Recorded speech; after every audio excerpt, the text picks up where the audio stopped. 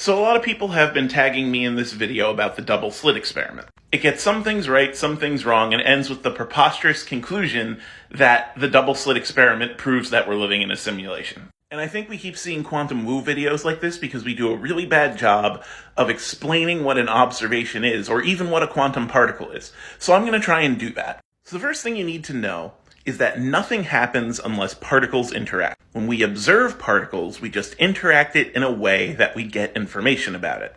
The second thing you need to know is that all particles are just waves in quantum fields. What are those waves of? Probability. Those waves describe the probability that that particle will interact with any other particle. Now, quantum particles look something like this. It's a map of regions where they're more likely to interact and less likely to interact.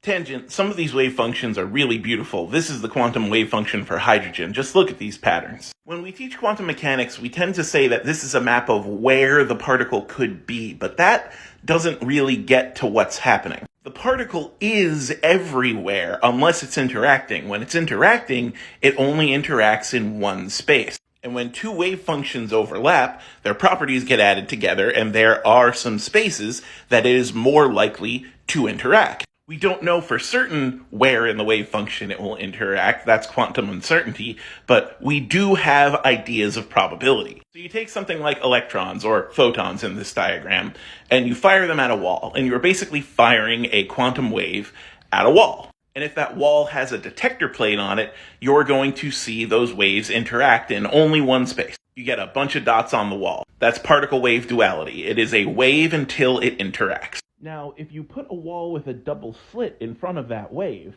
a bunch of particles are just going to run into the wall and stop. Their wave functions overlap the wall and they interact with it. But some of those wave functions are going to keep moving. They're going to overlap with the wall and the slit, and they're just going to move through the slit. They're not going to interact with the wall. Because again, interaction is only a probability. That double slit changes what the wave function looks like. Now it looks like this, and so when it gets to the detector plate, we see this interference pattern.